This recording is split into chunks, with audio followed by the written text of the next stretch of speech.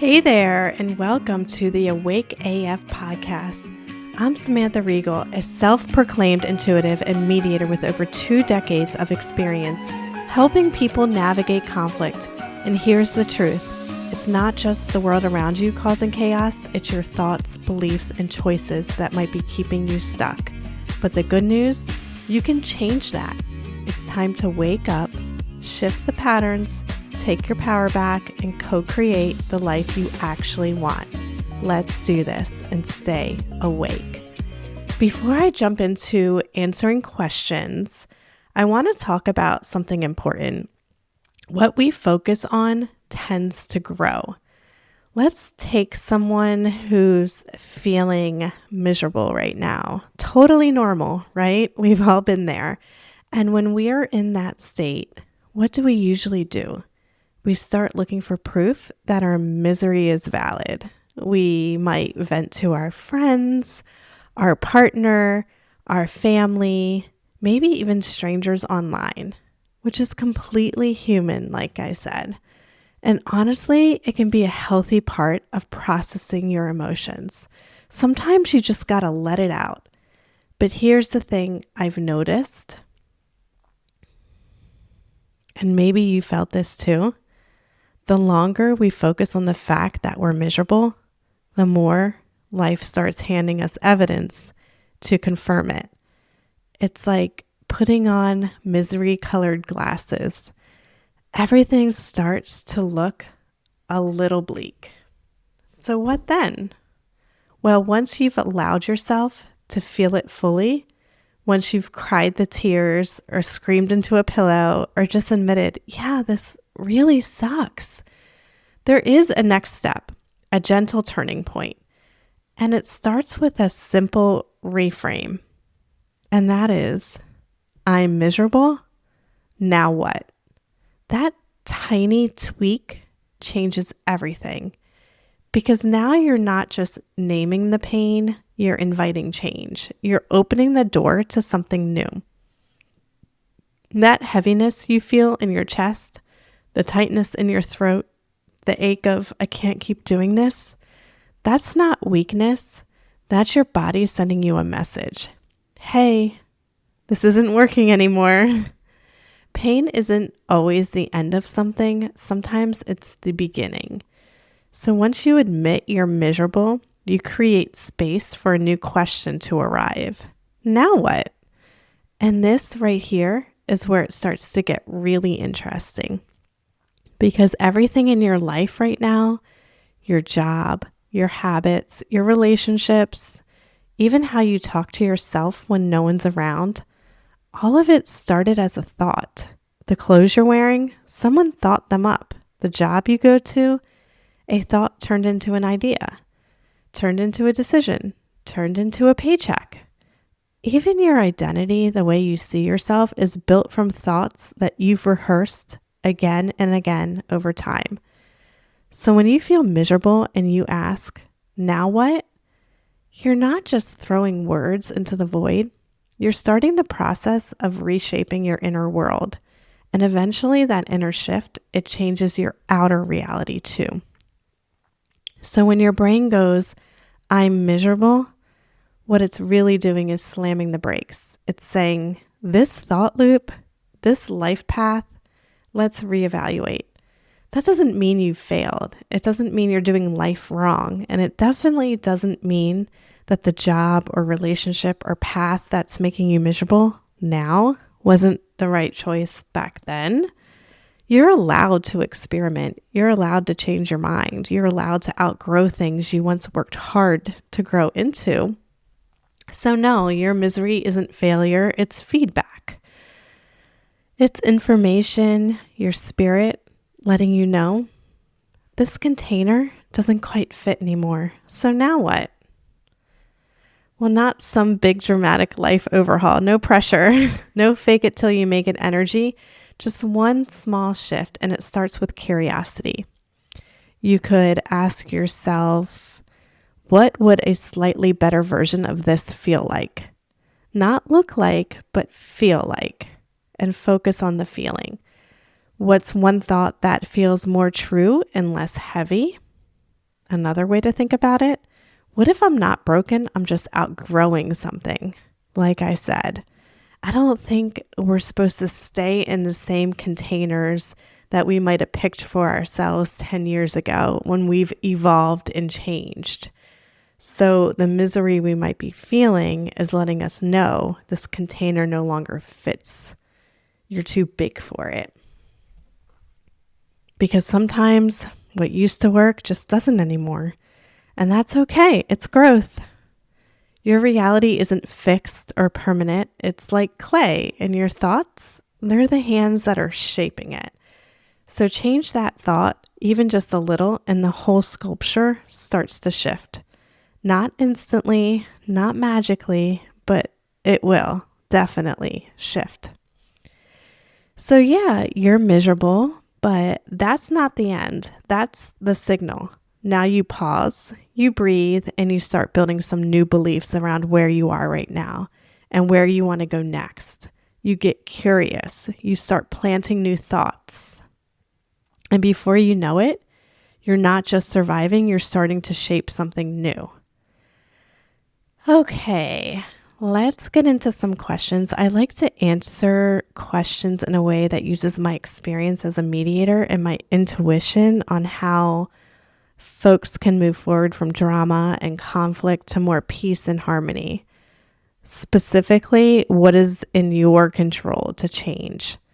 You only ever have control over your own thoughts, beliefs, and behaviors. So you're more than welcome to leave me a voicemail message using the link in my show notes with a question about a situation you're in and you need some guidance on how to de-escalate or change how that belief you might not even know you have is keeping you from moving forward. Please keep your question to under 3 minutes and leave your name.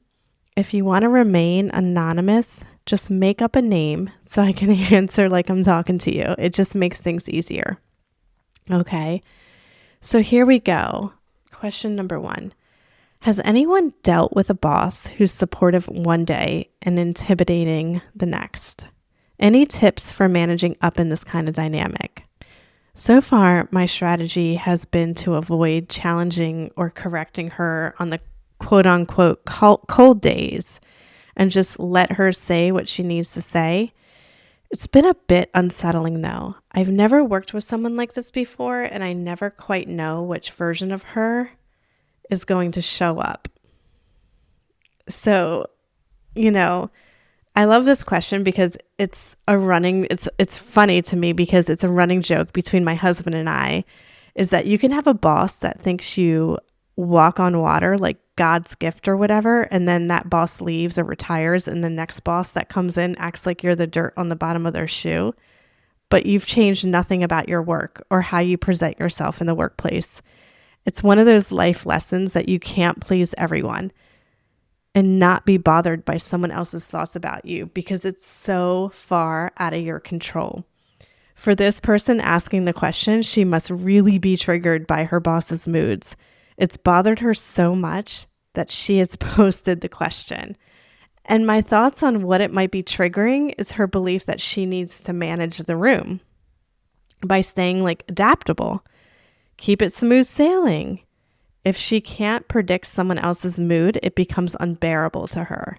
This dynamic is showing up now because she is ready to break that old survival pattern.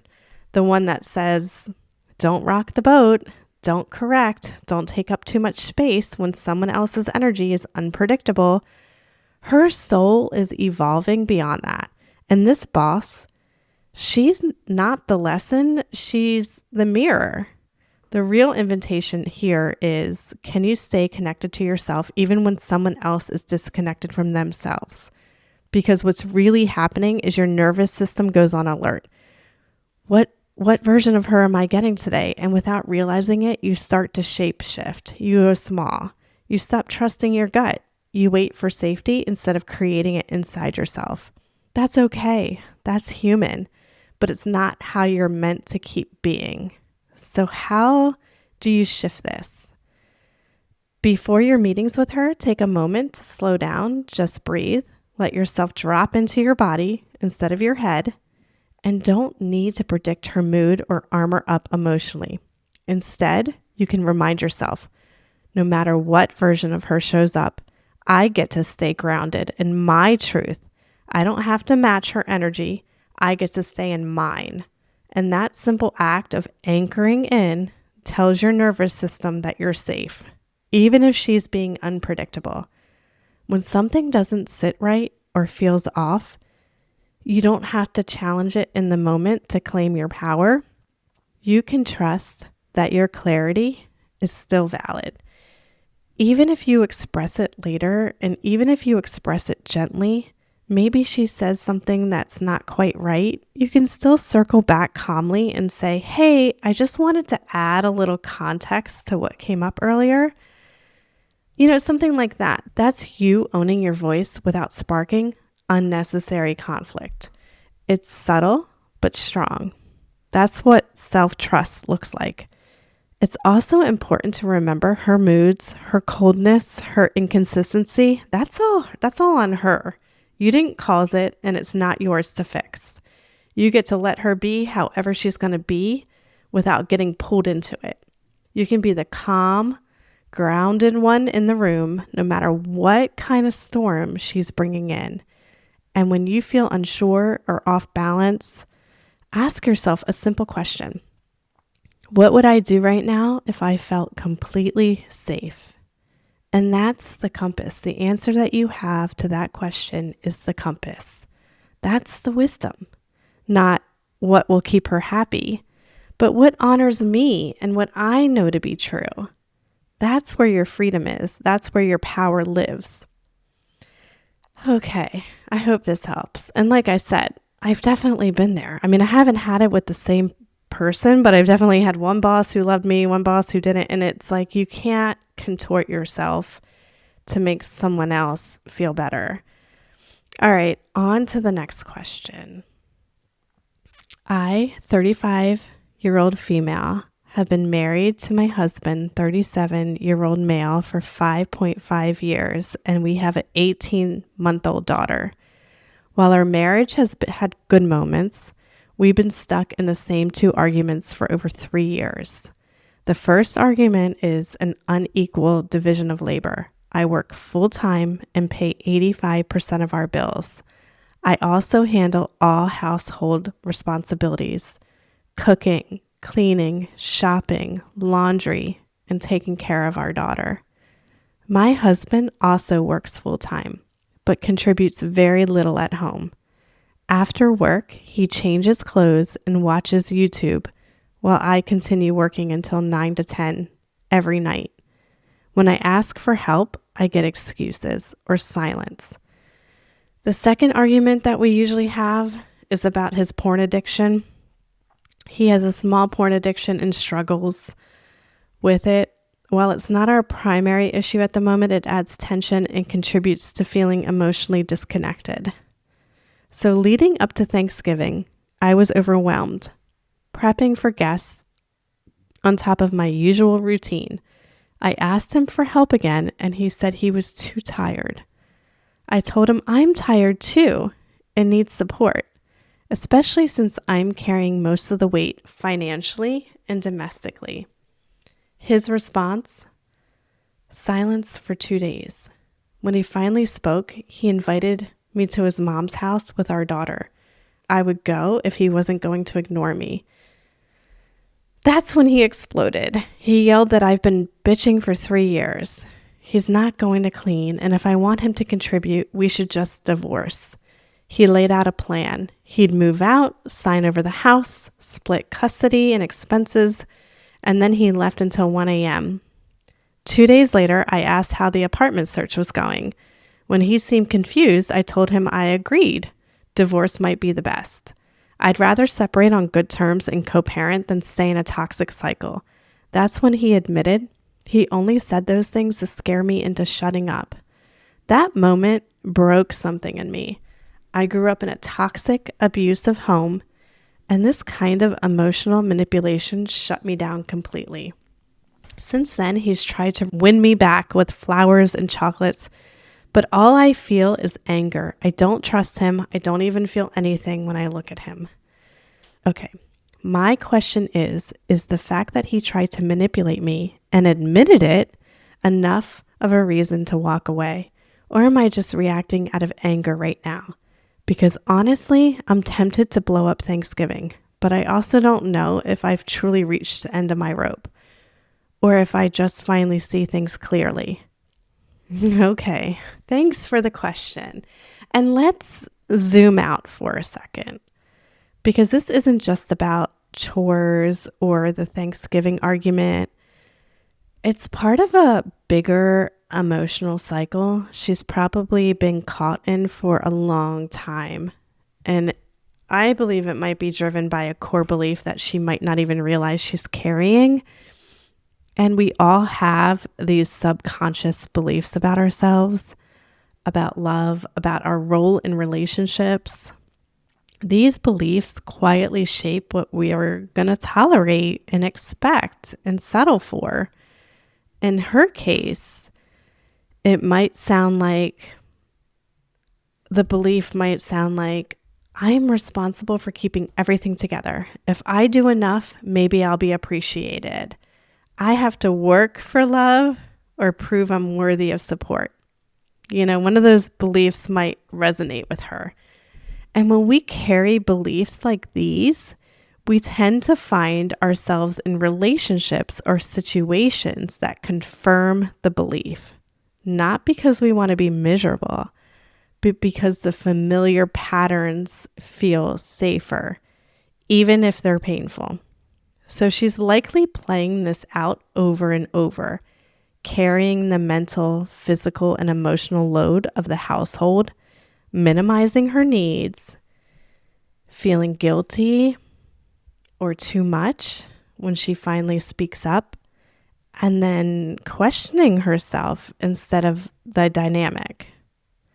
What's especially hard is that when she does name the imbalance, he shuts it down and tries to scare her, literally saying, I only said that to scare you into shutting up.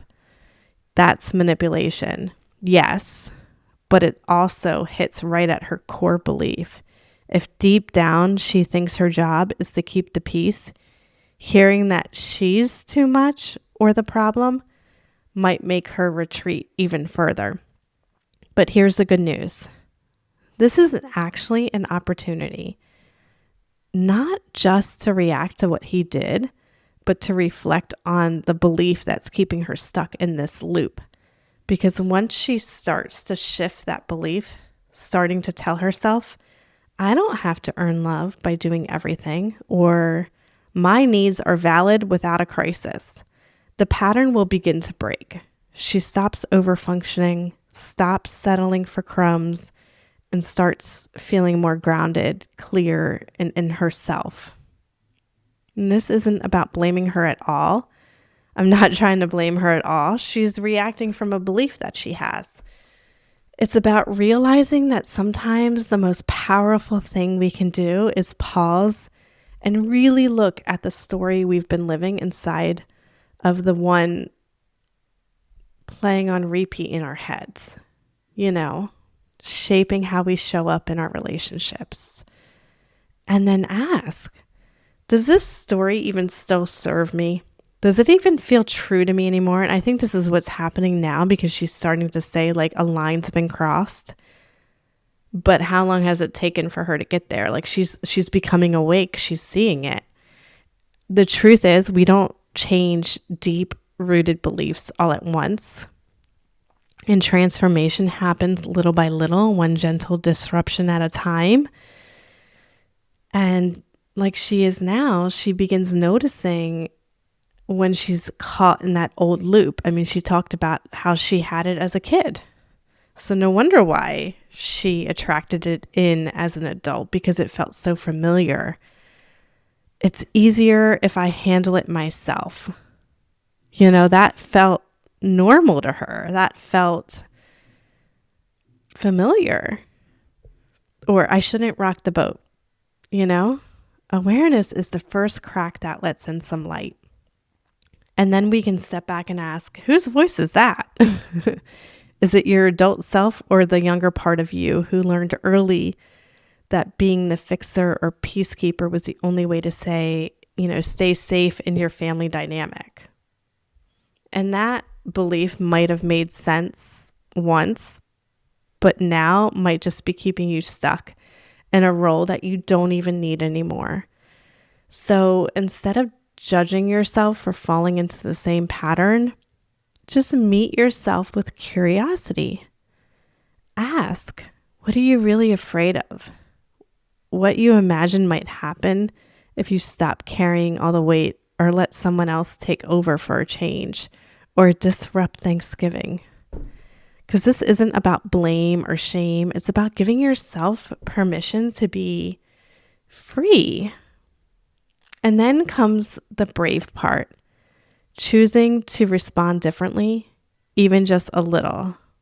Maybe say no without over-explaining yourself. Just say no. Don't give a reason. Maybe leave a task undone and trusting it's going to be okay. Like, don't do the dishes. Let them pile up.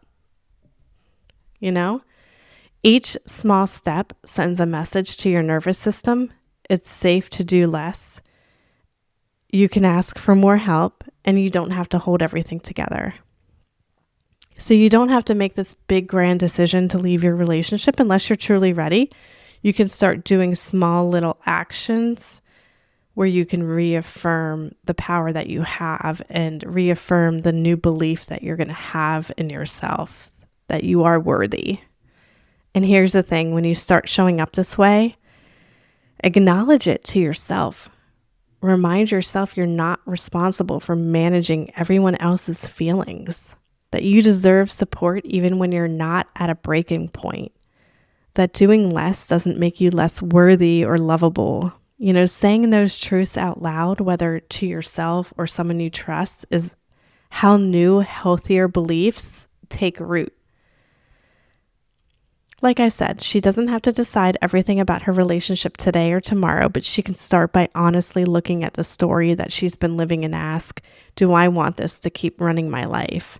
And if the answer is no, she gets to start writing a new story, line by line, boundary by boundary, step by step, until one day she looks around and she's going to realize she's no longer trapped in that old loop.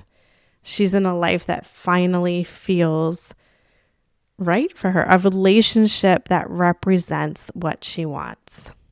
That was a really good question, because I think some people are in relationships that they find to be toxic, but they're not quite, they might see that there's a little bit toxicity in there, but they're not quite sure about walking away or disrupting the norm. And I think what I'm saying with this answer is that you don't have to make a big, huge decision. You can start by doing small little actions that represent this new belief that you might have in yourself. So if that hits you in the gut, it's because it's time to stop asking, am I the problem? And start asking, what kind of life do I really want to create from here? That's the work. And it's not easy, but we're all kind of doing the same thing. You're not alone. If this episode stirred something up in you, let it move through you. Let it start something. And if you're ready to go deeper, to ask your own questions, to get some clarity on conflict or chaos in your world, leave me a message using the link in the show notes. And, keep it under to 3 minutes. Give me a name, real or made up, and I'll bring my mediator brain and intuitive heart to it in a future episode. Maybe I'll feature it on a future episode. Until then, keep noticing the patterns, questioning the beliefs, and choosing curiosity over chaos. You're not broken, you're breaking through. I'm Samantha Reigle, and this is Awake AF.